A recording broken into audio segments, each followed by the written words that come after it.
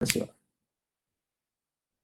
So as you mentioned, you have worked in India as well as other states. So what exactly is the difference in data science as a domain in both the countries, and how are the opportunities that differ? Sure. So there are definitely good data science companies within India. There's a lot of good data science stuff happening at Mu Sigma. That's one of the dream companies for data scientists in India.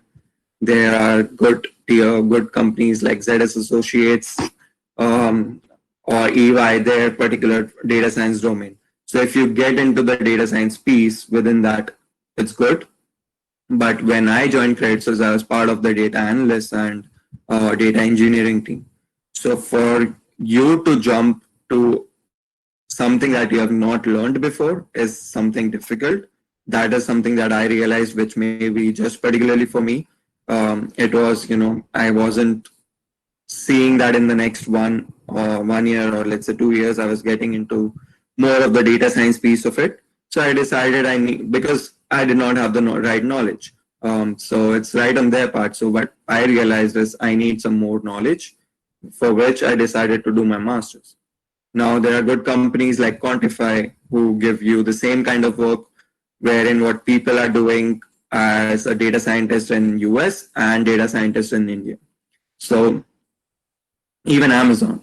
So these kind of companies, like major companies, you'll get a very similar experience between what kind of work you're doing in data science within US or outside India. Of course, it would be slightly better and if you're in the same country or same location as as the company is. So, for example, if there's Morgan Stanley or these kind of big banks, JP Morgan, these banks are hiring people. They would prefer to hire people over here.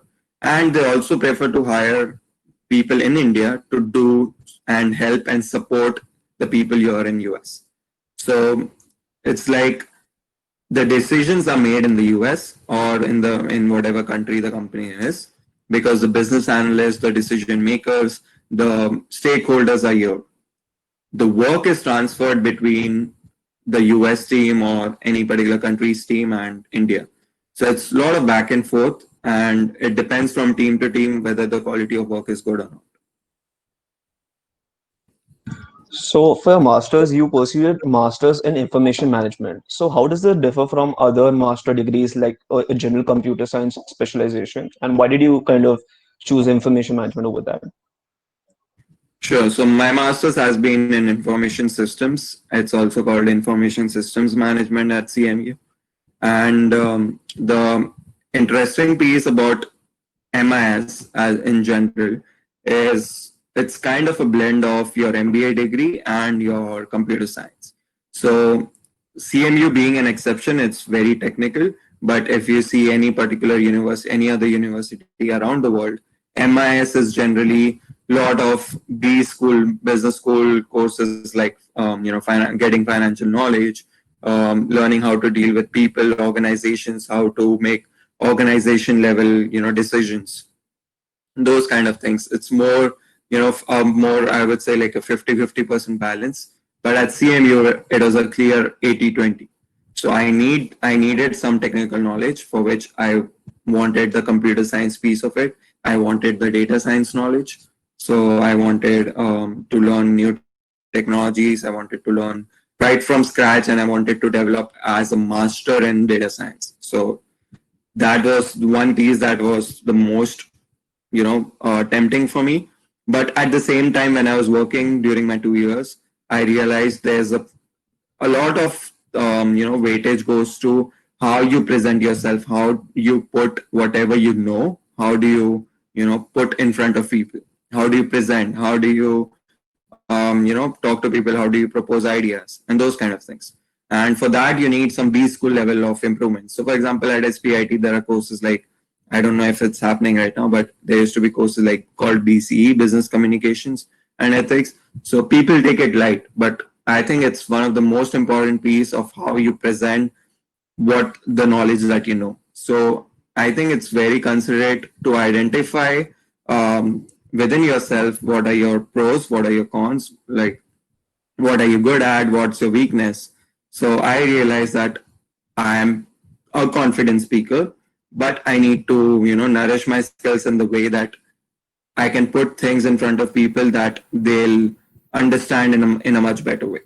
So I think that piece also was important during my master's degree to understand how I explain what I know. So that's why I chose MIS. But again, there were majority of my batchmates from EXTC, I would say, who joined networking, who joined core electronics, and they are doing really well.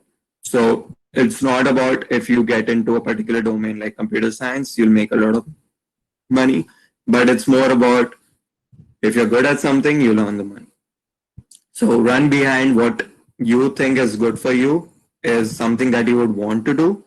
So I would say if you don't have realized it right now, give it some time. It's not necessarily that everyone will understand that and um, in the second year of engineering. Not so there were people in my college, like when in my batch, who started preparing for GRE in the fourth semester. So at that time, I was not even sure. I did not even know the name Carnegie Mellon. So these things came to me gradually. So I think everyone should give themselves time if they want to do something, whether it's working within India, working for a particular company, working in a particular domain. So keep this in mind. Like it's not necessarily that you have a clear picture of what you need to do. So give it some time.